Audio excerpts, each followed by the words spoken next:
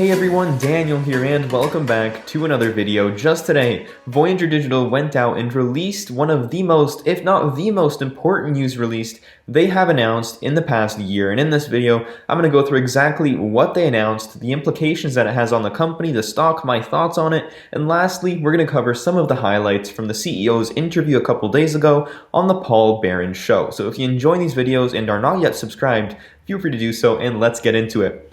Voyager Digital and Market Rebellion to form online broker platform for equities, options, and futures trading. If you have followed Voyager or my channel over the past couple of months, you'd know that one of the biggest opportunities for Voyager, aside from obviously their crypto trading business, is expansion into equities to the point where you can take your Bitcoin, your Ethereum, your USDC stablecoin, and buy stocks with that.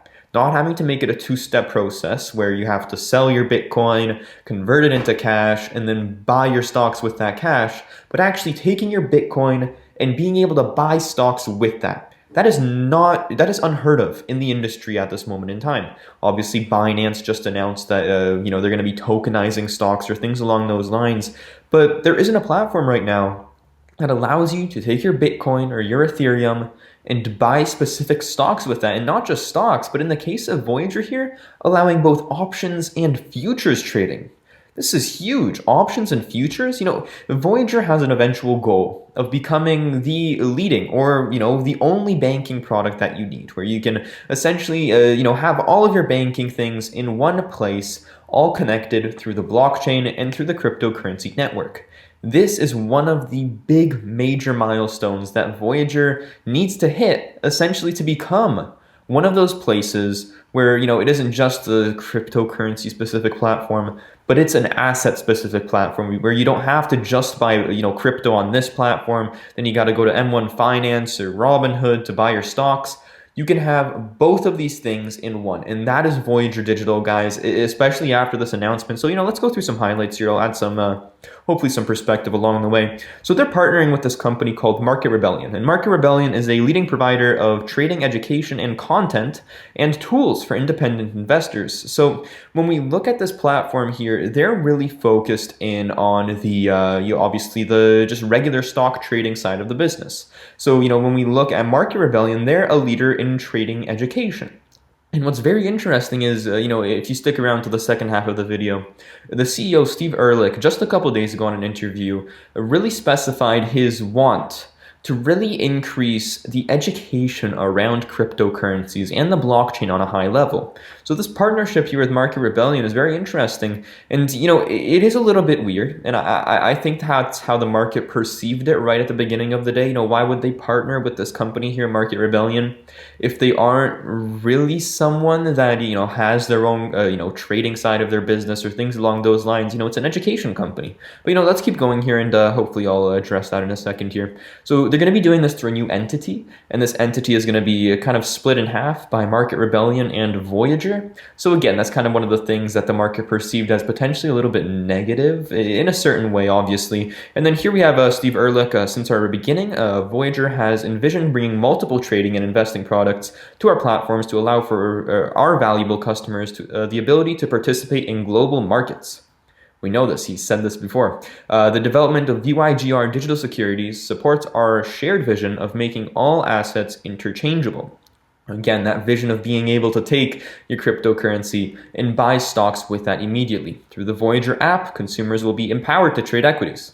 And in the future, options and futures contracts using cryptocurrencies as their base currency. So this is important, guys. When we look at a timeline, currently, they're working on essentially allowing consumers to trade equities. And when we look at the futures and options side of that business, that will come in the future, right? But this is all going to be done through cryptocurrencies as the base currency, which is unheard of in the industry before and will allow for a lot of publicity on the Voyager platform. I would not be surprised to see companies like, CNBC have Voyager on the show yet again to really talk about this. As you have a company like Coinbase, which is obviously a leader in the space, they don't allow stock trading on their platform at this moment in time, and it probably won't for the near future. So when, looking at this here and this announcement here by Voyager, it really puts them almost above a company like Coinbase from an innovation perspective by allowing not just to have a phenomenal crypto trading platform, but building on top of that with, in this case, equities. So this is obviously the co-founder of Market Rebellion, John Nigerian. Our mission is to empower the independent investors we serve with the best trading tools and insights available. This alliance with Voyager is doing just that, giving our members the ability to take advantage of the same cross-trading opportunities as Wall Street professionals, right? So again, this is a very high, this will, once it is announced, will be a very high-end trading platform that, again, really differentiates itself, as there is nothing out there at this moment in time. And, obviously having a professional here in the regular market, the regular stock space, is probably the reason as to why Voyager really partnered with this company, being able to have professionals in the stock trading place that understand people's views and people's kind of needs in the space. Obviously they're an educational platform, so they understand the consumer, they understand what the consumer wants. So partnering with them essentially allows Market Rebellion to take the whole approach of making it a seamless process that is very easy to understand and use. So the business, which is funded equally by both partners, or both parties rather, when we look at this, again, it's going to be most likely split up by Market Rebellion and Voyager. Again, I think that's one of the reasons why the stock was barely up this morning. But again, I really think the market's underappreciating this news. We'll take a look at that in a second here, just in the stock price. The business, which is equally funded by both parties, will bring together as co-founders several well-known industry veterans who have been instrumental in shaping the online brokerage industry for the last decades. So obviously this is the co-founder speaking here. By applying technologies which haven't been utilized in the industry, the new brokerage platform will fundamentally change how millions of independent traders can take control of their own financial destiny. That is absolutely huge, guys. So optimistic about this company and their future. Obviously, I have 45% of my portfolio in Voyager stock. Obviously, this is big news for the token as well, if you are a token holder, given that a bet on the token is a bet on Voyager itself, and seeing them expand and innovate at the rapid level that they are at this moment in time makes me very optimistic about their future. And just generally speaking, the fact that they're doing this so quickly, obviously, at the very end here, I'm just going to kind of read this off and then we'll talk a little. Voyager and Market Rebellion will jointly operate the business and expect to scale the business aggressively. The transaction requires FINRA approval. So, obviously, they're going to work as quickly as possible to get this platform done, because obviously there is nothing like this out in the market at this moment in time. And I'm assuming companies will want to copy Voyager at some point. So the goal right now is to get this done as quickly as possible and expand this business aggressively, because currently this will be a major selling point with the platform of Voyager itself. As picture this. You have a brokerage. You can hold your cash in, let's say, USDC, which is obviously the US dollar stablecoin. While you hold your cash in a brokerage, that money does you nothing, right? It's just sitting there. Imagine this. You hold your cash on the Voyager platform in USDC, and while you're holding that cash, you're earning 9% interest on a yearly basis. So already, if you don't even want to use cryptocurrencies like Bitcoin, Ethereum, you are already incentivized to get onto the Voyager platform, transfer your money into USDC, which will earn you a phenomenal interest rate. And obviously this interest rate will decline over time as more and more people enter the space, but you're already incentivized to use it if you don't even want to use the cryptocurrency side of their business, which is absolutely phenomenal. And obviously once they expand into options and futures trading, this will just make Voyager the platform to be on. Obviously, currently you have a platform like Robinhood, which has a little bit of both. They have a phenomenal trading side of their business when it comes to stocks. Their crypto side of their business, it's okay. It could be better, right? You can't transfer your crypto out of the platform. You don't earn any interest. There's only a certain amount of coins on there.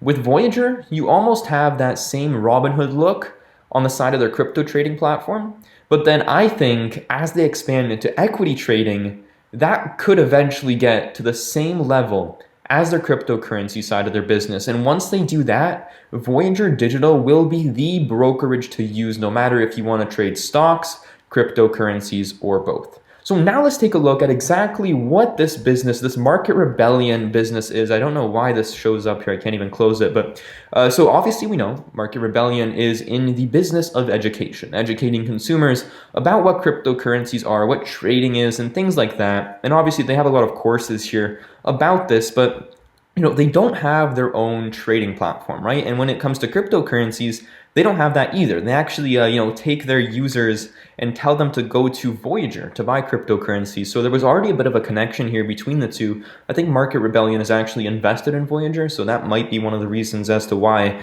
they're obviously offering the Voyager trading platform along with their course here at the same time, and is one of the reasons why they're partnering together. But just generally speaking, this is a company that knows trading inside and out, knows what the consumer wants, knows what the consumer needs, and that is one of the big benefits of partnering with a company like this, with Market Rebellion at the forefront of the the stock trading side of their business. So when we look at how the stock reacted today, obviously it's a lot more positive now in the back half of the day, trading up 8%. Canadian exchange updates 15 minutes faster than the OTC exchange on Yahoo Finance, which is why I'm looking at this one. But, at the beginning of the day, we were barely up. We were up maybe 1-2%. And I think one of the reasons of that was people not fully understanding why Voyager ended up partnering with this Market Rebellion team. Obviously, just looking at it at a first glance, this is a company that focuses on cryptocurrency education. So why on earth is Voyager not just doing this by themselves? And, will this potentially impact the revenue stream coming from, the trading side of their business and whatnot? Which will most likely to a certain extent. We need a bit of clarification on that. But again, there is a lot of benefit that comes from having industry leaders in the regular trading space, and that's what you get with Market Rebellion. So now let's take a look at exactly what the CEO of Voyager Digital said yesterday on an interview with Paul Barron. So this interview did take place earlier in the week prior to this announcement, but I think it does hold a lot of value for any shareholders of the stock or token holders. So first he talked about future revenue opportunities. Obviously we now know that they're getting into trading as soon as possible, but obviously you have debit cards, credit cards, margin, and being able to take out loans against your crypto holdings. Voyager is obviously planning on expanding into much more than just trading and becoming an actual financial institution that allows you to use cryptocurrencies throughout your life, not just in trading, but in the real world. Next, he talked about their customer base, exactly how much of their customers are retail-based, how much are institutional-based. So when we look at Voyager's customers at this moment in time, 99% are retail, regular day folks, but a majority of them actually own small and medium-sized businesses,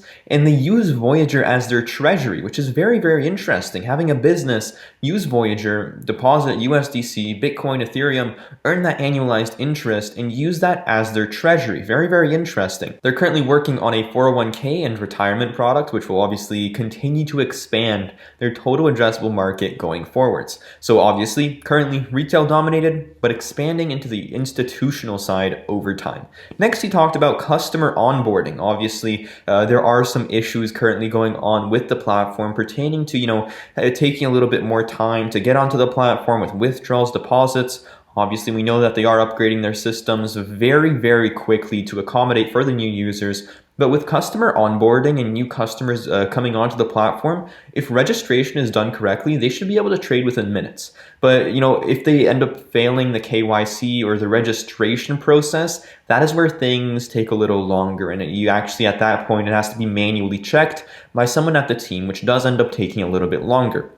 Looking at 2021 product launches, they expect a debit card and some form of stock trading to be launched by this year. Now, he said debit card within the next kind of few months potentially here, and stock trading in the back half of the year. So I think it really depends at this point. Now that we know that stock trading is happening, it really depends on how quickly they can get this up and running. But, it does take a while to perfect these things. So, if we can get this in 2021, that would be absolutely phenomenal from a company point of view. Credit cards are a little bit harder. You need to work with some regulated banks. So they're saying that will be a 2022 product. So obviously they're massively expanding their tech team, and they all have a mindset of launching as many new products as possible, obviously building on top of their current trading business. On international expansion, they're continuing to work with the Ontario Securities Commission to expand into Canada, and obviously the process to expand into different countries is different than the process in the United States. For example, in Canada, you actually need to be a broker-dealer to allow for crypto trading, which is very interesting. Looking at European expansion, they currently have a licensed entity in France that will allow them to get up and running as soon as possible, and they already have approvals, but are working with the auditors there to really enhance the KYC process and make the process as seamless as possible. So once they do launch in France, there are no hiccups going forwards. Looking at the United States opportunity, he said a lot of people overlook this. When we think about cryptocurrencies as a whole, he says we're still in the second inning. If you don't know baseball, there's 9 innings in baseball. So he says we're still at the top of the second inning, and that, we're still in the very, very early stages, just in the United States alone, and that will continue to be a big growth driver for the business going forwards. On the topic of platform delays, obviously I've talked about this in the past, Voyager is experiencing some delays with withdrawals and deposits and wait times. They're working through it, right? This is a process that takes time, and with time, these things will dissipate. Their number one goal, though, is to be the best or have the best customer service in the crypto industry by the end of the year. So they're going to do this through revamping service offerings, bringing in new technology, and new developers at the same time. Obviously, Voyager is also expanding their employee count massively, going from right around 25 at the beginning of the year to now over 100 employees, and they continue to expand this team with time. They want the same service as online brokerages provide and are going through many different system upgrades to make this happen. Next, debit cards and the potential for Voyager to replace banks in the future. So, what Steve said, you can use your debit card as a normal bank account once they eventually do release this bank account, or once they eventually release the debit card offering, and that you'll be able to take direct deposits from your payroll and put it straight into your Voyager account and right away start earning interest on potentially your USDC or your Bitcoin. So he really mentioned this, that Voyager will be the bank of the future, and that trading is just the entrance into different banking and financial service offerings. He thinks that over time, Voyager will become a lifestyle brand and super app to the financial services industry. Next, this isn't really related with the stock, but I have always wondered this: when will Voyager start offering merchandise, gear, Voyager hats, shirts? He says this will come eventually, but it is in the works, which, it isn't related to the stock, but I found that kind of interesting. Next, he talked about the VGX token. Obviously, a lot of you are shareholders of this. He says the VGX token will be potentially like the Binance coin of Voyager Digital and will really be somewhat like an Air Miles of the cryptocurrency industry, where you earn different rewards and different incentives for using the Voyager platform and holding your Voyager token. Obviously, I will make a video down the road about Voyager, about the VGX token, my thoughts on it, and my long-term price targets, so stay tuned for that. On the topic of crypto payments, Steve said that this is a massive opportunity for them going forwards, and that the partnership with Lottery.com is just the beginning. But he really did say that, we're really going to start to see crypto payment become something maybe 2 to 3 years out. Because right now, the tax ramifications make it very difficult to sell your cryptocurrency without having to pay massive capital gains taxes on that. Eventually, once Bitcoin does end up being recognized as an actual currency, the utilization of it as payment will become much more implemented in the system. On the topic of altcoins, he said this is a very important aspect of both Voyager's business and the market, and that they expect these to become bigger than the Ethereums and the Bitcoins of the world. Obviously, currently offering 58 different coins and offering 20 more in the near future really shows their passion for altcoins and the need and the want to bring more onto the platform over time.